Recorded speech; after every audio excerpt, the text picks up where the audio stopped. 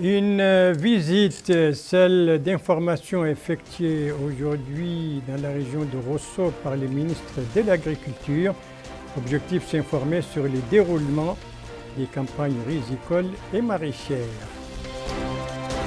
Un forum, le premier du genre, celui de Nouakchott sur la jeunesse, lancement aujourd'hui sous la supervision du ministre de la Culture, de la Jeunesse, du Sport et des relations avec le Parlement. Une élection, celle du nouveau bureau de l'Union des poètes et écrivains mauritaniens. C'était aussi sous la supervision du ministre de la Culture et c'était aujourd'hui. Et puis n'oubliez pas que pour vous prémunir contre la Covid-19, rien de tel que de se faire vacciner et de continuer à respecter les mesures préventives. Voilà pour les principaux titres de votre journal et c'est parti, Madame, Mademoiselle, Messieurs, bonsoir et bienvenue à votre 22h de ce samedi 6 novembre 2021. 22h que nous commençons là-bas au niveau de la wilaya du Trarza et pour cause, c'est pour parler de la visite d'information effectuée là-bas par les ministres de l'Agriculture. L'objectif de cette visite, bien entendu, c'est de s'informer, je vous le disais en titre, de s'informer sur les déroulements des campagnes rizicoles et maraîchères, sur les activités du ministre aujourd'hui et les différentes étapes. Des précisions avec notre correspondant là-bas, Ahmed Boulindamar, compte rendu revient en français par Abdullah Demeba. La ferme d'Empourier au Trarza a constitué une étape de ce déplacement du ministre de l'Agriculture, Sidnaoul Ahmed Eli, sur les lieux ici tanquis de l'état d'avancement des travaux de réhabilitation de cette ferme, dont les motopompes, les canaux d'irrigation des eaux, les aménagements des terres arables, entre autres. Il s'est déplacé au niveau de cette ferme dédiée à la culture du riz en compagnie du wali de la wilaya du Trarza, Moula Ibrahim ou Moula Ibrahim. Le ministre de l'Agriculture a affirmé que cette ferme est très importante. Il a mis en avant sa satisfaction quant à l'exécution des travaux de réhabilitation. Il a aussi révélé que les canaux d'irrigation vont être opérationnels bientôt. Il s'est ensuite rendu au niveau des différents compartiments de cette ferme et des aménagements de 1000 hectares que renferme ce périmètre. La société mauritanienne de décortiquage et de distribution du riz est partie intégrante de ce déplacement du ministre de l'Agriculture. Au niveau de cette entreprise, il a pu s'informer des installations dont dispose cette structure de production et de commercialisation du riz. Le directeur général de cette structure, Lamrabar Oul Mauloud Oul Jemal, a profité de cette opportunité pour faire part des problèmes qu'il rencontre dans ce cadre. La zone agricole de Maïsouk a aussi été visitée par le ministre de l'Agriculture. Cet aménagement qui a été réalisé au niveau de cette zone fait partie intégrante du programme et priorités élargies du président de la République. Là aussi, il a reçu des explications sur l'état de ces infrastructures. Le ministre de l'Agriculture a indiqué que la zone du Maïsouk va voir la réalisation d'infrastructures importantes dans le cadre des interventions de ce secteur. Ces infrastructures permettront de promouvoir la culture irriguée en plus de la réhabilitation des installations agricoles du Trarza, du Brakna, du Gorgol et du Girimaha. La zone du Sichiye, d'une superficie de 371 hectares, a constitué l'ultime étape de cette visite des installations agricoles au niveau de cette localité. Les agriculteurs s'adonnent sur les liens à la culture du riz et des légumes. Ils ont, au cours de cette visite, exposer au ministre de l'Agriculture les problèmes auxquels ils sont confrontés, particulièrement ceux se rapportant à la disponibilité de l'eau et aux installations d'irrigation. La visite du ministre donc, de l'Agriculture au niveau du Trarza pour s'informer sur les déroulements des campagnes rizicoles et maraîchères, mais aussi sur les déroulements, sur l'avancement des travaux de réhabilitation. Son collègue de la culture, de la jeunesse, des sports et des relations avec le Parlement, lui, il a eu aujourd'hui 3 activités et toutes les 3 se sont déroulées à Nouakchott. La première de ces activités, c'est la supervision du premier forum de Nouakchott sur la jeunesse, coup d'envoi ce matin sous le thème la jeunesse mauritanienne et le développement social, enjeux et défis, durée des travaux 2 jours. Et l'organisateur, c'est le ministère de tutelle, donc le ministère de la Culture et des Sports, ainsi en collaboration avec l'ALESCO, compte rendu Bokar Baïleba. Au total, 300 jeunes participent à ces assises, dont 108 venus des vilayas de l'intérieur, des représentants des centres de décision, des départements ministériels, des institutions constitutionnelles et des organisations de la société civile. L'objectif du forum est de faire le diagnostic de la situation de la jeunesse mauritanienne, l'évaluation de son action face aux défis et sa contribution au développement et à l'épanouissement de la société. Et à l'ouverture du forum, le ministre de la Culture, de la Jeunesse, des Sports et des Relations avec le Parlement, porte-parole du gouvernement, Mokhtar Ould Dahi, a annoncé que son département s'attelle, avec le concours de ses partenaires, à l'élaboration d'une ambitieuse stratégie nationale destinée à relever les défis des jeunes, notamment l'emploi et la promotion, la stratégie qui inclura aussi l'institution des programmes de volontariat rémunérés, la construction de plusieurs espaces pour les jeunes, en plus des installations culturelles et sportives dans toutes les wilayas du pays. Il a souligné que le président de la République, M. Mohamed El-Cheikh Al-Ghazouani, est convaincu de l'importance de l'investissement dans la jeunesse, seule force capable de surmonter les obstacles du développement. Il a rappelé que les 2 dernières années ont vu la mobilisation d'importantes ressources publiques et l'institution de nouveaux programmes et projets en direction de cette frange. À son tour, le directeur général de l'Alexo, Mohamed El-Amar, a souligné le rôle important des jeunes dans l'émancipation des sociétés, compte tenu de leur dynamisme et de leur vivacité. Il a salué le parrainage du forum par le président de la République, acte fort qui illustre l'intérêt qu'il accorde à la jeunesse. Autre allocution, c'est celle faite par la directrice du bureau régional de l'UNESCO à Rabat, Mme Sana Alem, qui a indiqué que la jeunesse a largement bénéficié des programmes de son organisation dans le but de garantir leur participation à tout ce qui est de nature à renforcer la paix et la sécurité. Le directeur général de l'Institut international pour la paix, Neji El Voureji, a appelé à la complémentarité régionale à travers la culture et la jeunesse. De son côté, le maire de la commune de Tafrazaïna, Taleb Oul-Mahajoub, a mis en exergue dans son intervention le leadership des jeunes et leur contribution active au développement du pays. Durant les 2 jours de travaux, le forum de Nouakchott se penchera sur toutes les questions ayant trait aux besoins des jeunes, à l'exploitation de leurs capacités, l'impulsion de leurs potentialités innovatrices et la satisfaction de leurs légitimes ambitions.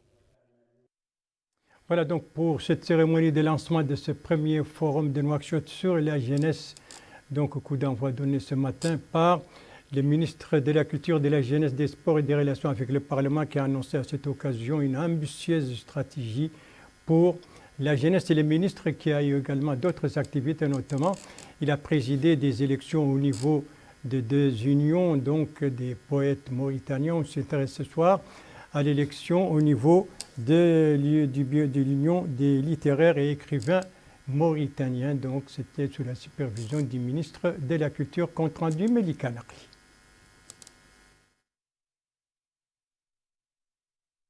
La 11e conférence de l'Union des littéraires et écrivains mauritaniens, qui s'est tenue sous le thème du rétablissement, a été consacrée à la présentation d'un rapport sur les travaux du comité de surveillance issu du congrès extraordinaire consacré à la restructuration de l'Union.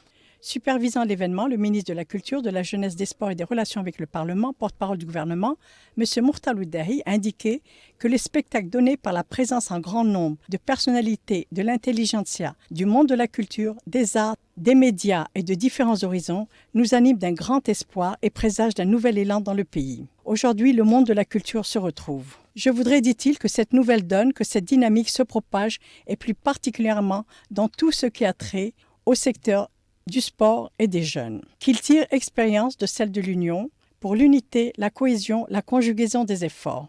Si cela n'était pas le cas auparavant, aujourd'hui tout est possible. L'avenir s'ouvre à vous, dans tous les domaines culturels, sportifs, techniques. Unissez vos idées et vos forces, cela vous facilitera la tâche et celle du ministère qui vous appuiera. Le ministre de la Culture a salué le climat consensuel dans lequel se sont déroulées ces élections, appelant toutes les organisations culturelles et de jeunesse à suivre l'exemple de la voie consensuelle dans laquelle se sont déroulés les travaux de cette union. Il a déclaré féliciter les écrivains, la scène littéraire pour ce rassemblement et pour l'élection du professeur Khalil Ould Nahwi. Ajoutant « La Mauritanie, c'est le don de la poésie », le ministre a affirmé le soutien du ministère aux écrivains et au rythme de leur activité dans le nouveau départ, saluant les personnalités littéraires qui ont renoncé à leur candidature en faveur du consensus et du travail du comité d'organisation. Quant au nouveau président de l'Union des littéraires et écrivains mauritaniens, le professeur Khalil Nahwi, il a remercié les écrivains mauritaniens pour son élection à la tête de cette instance, rappelant la liste des intellectuels mauritaniens qui ont marqué la scène culturelle nationale. Il a également félicité les écrivains populaires mauritaniens qui ont été élus aujourd'hui à l'occasion des élections de l'Union. Ce congrès se tient après la tenue du congrès extraordinaire tenu en octobre dernier, qui avait pour objet la restructuration de l'Union des littéraires et écrivains mauritaniens en vue de mettre en place une union pour la littérature classique et une autre pour la littérature populaire. Ça, c'était donc ce congrès tenu aujourd'hui par l'Union des littéraires et écrivains mauritaniens en présence du ministre de la Culture, de la Jeunesse, des Sports et des Relations avec le Parlement qui a eu et qui s'est rendu peu après aussi à une autre activité, cette fois c'est de l'Union mauritanienne des littéraires populaires. Eh bien, nous reviendrons dans notre édition de demain sur cette activité. En tout cas, sachez d'ores et déjà que cette union donc a élu à sa tête une femme. Coïncidence, cette élection d'une femme qui intervient au lendemain d'un colloque régional sur les femmes arabes créatrices, un colloque qui vient de se tenir à Nouakchott et qui a été clôturé hier. La supervision de la cérémonie de clôture c'était faite par le secrétaire général du ministère de la Culture, de la Jeunesse, des Sports et des Relations avec le Parlement. Le bilan de ce colloque qui était placé sous le haut patronage de la Première Dame, eh bien, le bilan avec Abdoulaye Demeba. 3 jours durant, les participants à ce forum régional pour l'autonomisation des femmes créatives du monde arabe, il a ainsi été question des voies et moyens permettant d'autonomiser les femmes et permettre à la femme dans le monde arabe d'avoir accès aux leviers pour l'essor culturel de cette gente. Les participants ont ainsi, durant les différents groupes de travail, élaboré des plans d'action afin que les femmes puissent avoir accès au marché de l'emploi. Le secrétaire général du ministère de la Culture, de la Jeunesse et des Sports et des Relations avec le Parlement a indiqué que ce colloque qui se tient à Nouakchott a été organisé par le ministère de la Culture sous le haut patronage de la Première Dame, Mariam Wade El Mitda. Il a par ailleurs, s'adressant aux participants, affirmé que les sujets qui ont été abordés, à savoir l'accès à l'emploi, faciliter la création pour les femmes créatives, entre autres, sont des thèmes actuels à l'échelle internationale. Quant à cette participante, elle a mis en avant la pertinence des sujets qui ont été abordés. Elle a en outre déclaré que le réseau pour l'autonomisation et l'entrepreneuriat des femmes arabes appuie les initiatives et programmes visant à améliorer les conditions de la femme arabe. Voilà pour le bilan de ce colloque régional sur donc les femmes arabes créatrices. Et les femmes, bien sûr, les femmes arabes sont également présentes, bien présentes d'ailleurs, à l'Expo Dubaï 2020, une exposition où le pavillon mauritanien est très actif. Et surtout, les visiteurs continuent d'affilier aussi bien les officiels que les anonymes. Ainsi, aujourd'hui, les stands a reçu la visite du commissaire général de l'Union africaine à cette exposition, visite guidée accompagnée de la commissaire générale des expositions et le directeur du pavillon. L'occasion pour les responsables de l'Union africaine de s'informer sur les différents aspects de ce pavillon, que représente ce pavillon, aussi bien les aspects culturels, économiques, touristiques, historiques. Le responsable africain a également suivi un exposé sur les jeux traditionnels, mais aussi sur les instruments musicaux. Et dans une déclaration à l'issue de la visite, le commissaire africain a exprimé sa satisfaction et son admiration pour ce qu'il a vu dans ce pavillon mauritanien. Il a souligné les nombreuses opportunités d'investissement qu'offre la Mauritanie, et cela dans différents domaines. Retour ici en Mauritanie, précisément au Hod El Gharbi, notamment à Ayoun, la capitale de cette wilaya. La capitale de cette wilaya qui vient d'abriter donc des ateliers sur la SCRAP, la stratégie de croissance régionale, de croissance accélérée et de prospérité partagée. L'occasion pour les participants de procéder à des discussions et des échanges autour des problèmes de développement dans cette wilaya, mais aussi de faire des propositions de nature à surmonter ces problèmes et de trouver des solutions idoines. C'est dans ce sens que vont les recommandations faites à l'issue de ces assises pour résoudre donc ces problèmes. Des recommandations axées sur les secteurs vitaux pour la wilaya, à savoir l'élevage, l'agriculture, l'enseignement, mais aussi la santé. Les Guidi Makhali aussi viennent de vivre à l'heure de ces ateliers régionaux de la SCRAP, ateliers donc qui se sont clôturés aujourd'hui après 6 jours de discussions et d'échanges donc entre les différents participants sur les différents problèmes, sur la situation de cette wilaya. C'est un compte rendu de notre correspondant permanent Baebiri, compte rendu revient en français par Bokar Baïleba. C'est le dernier jour des travaux de l'atelier sur l'élaboration de la stratégie de croissance régionale accélérée et de prospérité partagée SCRAP. La manifestation était organisée par le Conseil régional du Guidi Maha, en collaboration avec le ministère de l'Intérieur et de la décentralisation et celui des Affaires économiques et de la promotion des secteurs productifs. Une manifestation qui a tenu toutes ses promesses.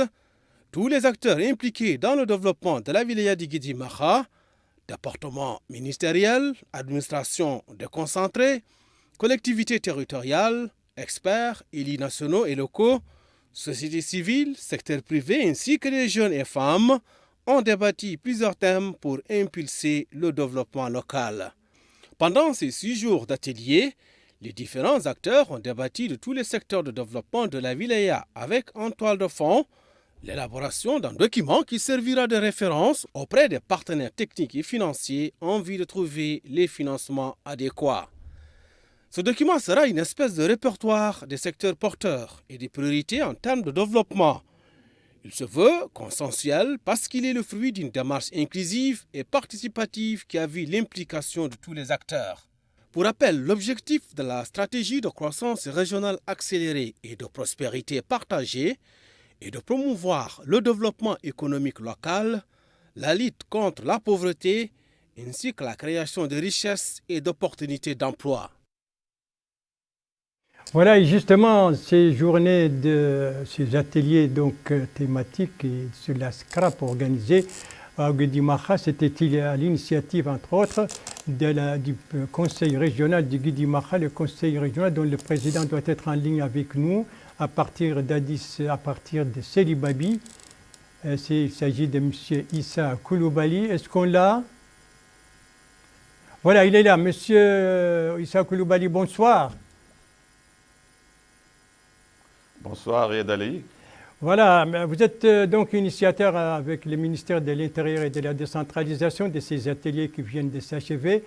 Quels sont les résultats concrets, le principal résultat concret de ces 6 journées de discussion? Bon, merci beaucoup de nous donner l'opportunité d'exprimer ce qui s'est passé au Guidi Maha pendant ces 6 jours. Nous avons effectivement organisé ces ateliers pour la planification régionale et ça a produit la participation des différents acteurs régionaux, notamment l'administration, les élus, la société civile, les partenaires techniques et financiers, mais aussi des personnes aux ressources que nous avons tirées à partir des hauts fonctionnaires qui sont soit à la retraite ou qui sont en activité, mais aussi de la diaspora, des représentants de la diaspora. Et à travers les différents ateliers qui ont été organisés, notamment avec la santé, l'éducation, l'hydraulique, et les différents secteurs ont été couverts par des ateliers ou par des focus group aussi. On a pu s'intéresser aux groupes cibles, aux groupes vulnérables, notamment les jeunes, les femmes, les agriculteurs, les éleveurs. Mais quels sont les résultats, Monsieur le Président du Conseil, Monsieur Koulibaly? Les principaux résultats, c'est-à-dire qu'est-ce que vous recommandez justement? Les principaux résultats qui est retenu, c'était que on peut citer parmi ces résultats, d'abord, l'amélioration de l'accès aux services sociaux de base, notamment à l'éducation. la nécessité de coordonner les différents acteurs au niveau de la région, parce que nous avons constaté qu'il y a un manque de coordination au niveau de la région, mais l'application effective aussi des règles de l'aménagement du territoire, le renforcement des services de la gouvernance territoriale, le renforcement de la protection civile, de la protection sociale et de la protection de l'enfance. Voilà les principaux thèmes qui ont été les principaux résultats et recommandations. Et quelle est la priorité des priorités aujourd'hui pour le Guidi Maha, M. Coulibaly? Quelle est la priorité des priorités aujourd'hui pour le Guidi Maha? Pour le Guidi Maha, la priorité des priorités, c'est d'abord la coordination des différents acteurs. Parce que nous avons beaucoup d'acteurs, malheureusement, chacun va de son propre compte sans tenir compte de ce qu'on a souvent des doublons dans une zone. Et la priorité, c'est d'abord de coordonner et de renforcer l'accès aux services sociaux de base. Je crois que ce sont les principales priorités que nous avons pour le moment. Bien que les autres, l'aménagement du territoire, mais aussi le désenclavement de la région. Il faut établir un schéma vraiment opérationnel de désenclavement de la région, qui est une région très désenclavée, Oui. C'est-à-dire qu'en fait, s'il y a une coordination entre les différents services, M. Coulibaly, s'il y a cette coordination, c'est-à-dire que les problèmes du Guidi Maha sont plus ou moins résolus.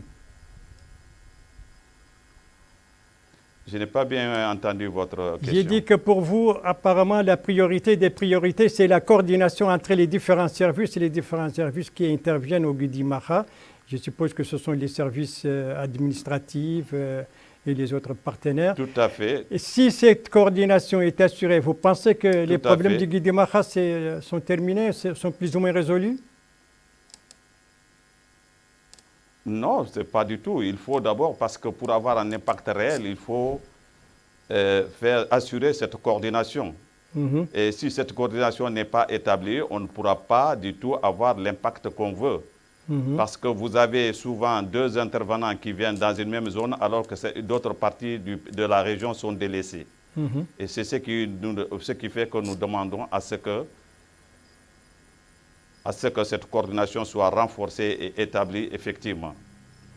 Le désenclavement de la région aussi est une nécessité, parce qu'on ne peut pas se développer si nous sommes toujours enclavés. Voilà, monsieur Les trois départements ne sont pas reliés encore à la capitale régionale. Voilà, monsieur Issa Coulibaly, président du conseil régional, ce conseil qui est l'initiateur avec le ministère de l'Intérieur et de la décentralisation de ces ateliers régionaux sur la SCRAP. La SCRAP, je le rappelle, c'est la stratégie de croissance régionale accélérée et de prospérité partagée. Monsieur Coulibaly, monsieur Issa Coulibaly, merci d'avoir accepté notre invitation et merci pour les éclaircissements que vous nous avez donnés. Voilà donc pour ces journées, pour ces ateliers régionaux qui viennent de se terminer au Guidi Maha. Donc le président du conseil vient de le dire, l'un des problèmes qui se pose aussi la santé, et la santé on va en parler avec l'évolution de la pandémie de la Covid-19 qui n'épargne presque aucune wilaya. Voici les derniers chiffres enregistrés par les services compétents du ministère de la Santé. 51 nouveaux cas positifs, 42 guérisons et fort heureusement 0 décès. Et si on fait le cumul de tous ces cas depuis le début de la pandémie, on doit voir ça sur le graphique. Ça vient, un peu de patience, les voilà. Donc le cumul de tout cela, c'est 37 659 cas positifs depuis le début de la pandémie, dont 36 169 guérisons et malheureusement 801 décès. Ça, c'était l'évolution donc de la pandémie de la Covid-19 durant ces dernières 24 heures, telles que communiquées par les bulletins quotidiens du ministère de la Santé. Une bonne nouvelle, en tout cas, nous vient de Zouérate, la capitale du Thierry Zemmour. Zouérate, dont le centre hospitalier n'a plus de malades de Covid-19. C'est une annonce qui a été faite par la DRAS, la Direction régionale de l'action sanitaire dans cette wilaya. C'est une correspondance de notre correspondant permanent là-bas, Mokhtar. C'est une correspondance donc de Mokhtar Baba, dont le compte-rendu est revu en français par Abdoulaye Demeba. 4 mois auparavant, sortait de cette infrastructure hospitalière le dernier patient qui était atteint du Covid-19 au niveau de cette structure hospitalière régionale du Tri-Zemour. Celui-là a, dans le cadre de la dernière campagne de vaccination, enregistré des résultats plus que satisfaisants au vu du taux de nombre de personnes vaccinées qui a dépassé 100% des objectifs qui étaient fixés. Les responsables sanitaires ont dépassé ainsi les objectifs qui s'étaient fixés dans cette optique. Moustapha Abdelhaï Dras du Tri-Zemour a affirmé que lors de la dernière opération de vaccination, leur objectif était de vacciner 6 770 citoyens au niveau de la Mokhata de Zouerat, 320 à Birmogren et 400 au niveau d'Efderik. Il a en outre exprimé sa satisfaction au vu des résultats satisfaisants qui ont été atteints. On a dépassé de 20% les objectifs qu'on s'était fixés, conclut-il. Les résidents de cette ville se sont par ailleurs exprimés concernant les services sanitaires prodigués au niveau de ce centre hospitalier régional. C'est le cas de ces interlocuteurs qui ont fait part de leur satisfaction quant à l'accueil qui leur est réservé en plus des soins qui leur sont prodigués. Ils ont aussi magnifié la disponibilité et le dévouement du personnel sanitaire. Le directeur du centre hospitalier régional de la wilaya du Tri-Zemour, Chérif Ahmed, a souligné que cette infrastructure hospitalière offre des services divers et variés aux patients. Il s'agit, dit-il, notamment de la gynécologie, des soins de la mère et de l'enfant, de la médecine générale, entre autres. Il a par ailleurs indiqué que le centre hospitalier régional du Tri-Zemour est la structure hospitalière de référence au niveau de cette zone. Voilà pour la situation épidémiologique et sanitaire, donc au niveau de la wilaya du Tri-Zemour. Après la page médicale, la page sportive. La page sportive, elle, est consacré à ce tournoi de football en hommage à feu Mohamed Lemine Ndayan, un tournoi dont le coup d'envoi a été donné hier soir à Nouakchott. Alors, combien d'équipes participent à ce tournoi qui doit s'achever le 28 novembre prochain? Élément de réponse avec Bokar Baïlaba. 8 équipes venant des différents corps d'armée participent à cette première édition. Une compétition en hommage au feu Mohamed Lemine Ndayan. Et pour cette première édition, les proches du défunt et le public ont répondu présents. Tous étaient venus pour le temps d'un match qui a tenu toutes ses promesses. Intensité, rythme, vivacité. Un match d'ouverture entre la garde nationale et le groupement général de la sécurité routière qui s'est soldé par un score de parité 2 buts partout. Mohamed Hafez Ndayan, proche de la famille du défunt, a loué cette initiative, une manière selon lui de rendre hommage à Mohamed Lemine Ndayan et entretenir la flamme de cette importante personnalité qui avait servi dans l'armée nationale. Au niveau du comité d'organisation, rien n'a été laissé au hasard pour la réussite de la compétition. D'ailleurs, son président, Sidi Ahmed Mohamed, affirme que les équipes engagées dans la compétition font preuve de fair play et de discipline, une manière d'incarner les valeurs de l'homme qui fait l'objet d'hommage, en l'occurrence Mohamed Lemine Ndayan. A noter que la finale de cette première édition se disputera le 28 novembre.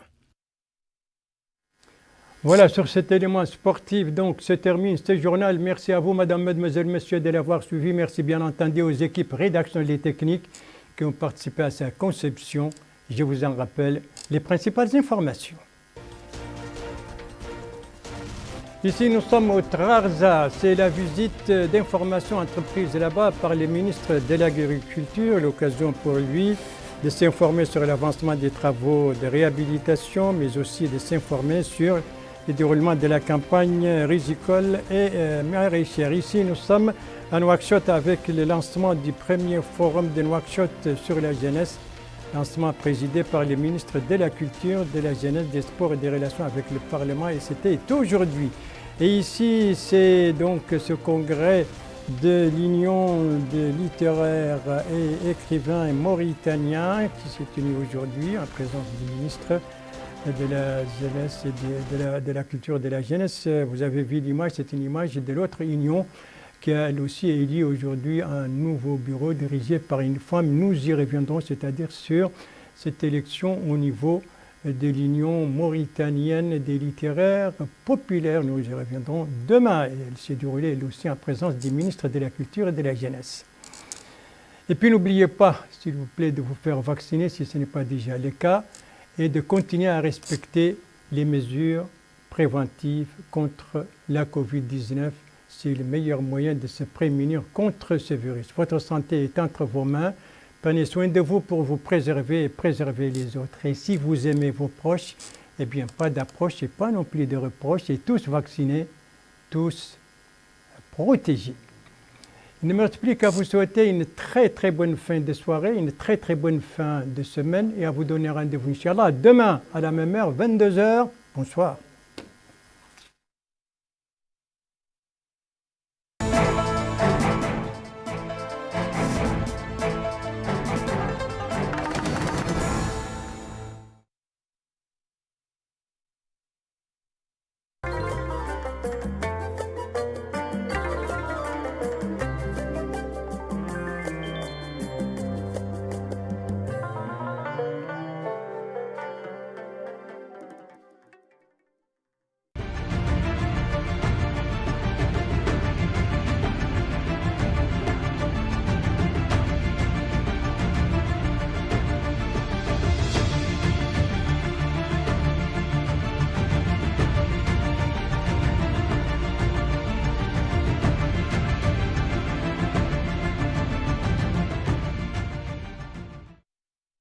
مرحبا بكم مشاهدينا في موعد جديد وحلقة جديدة من برنامج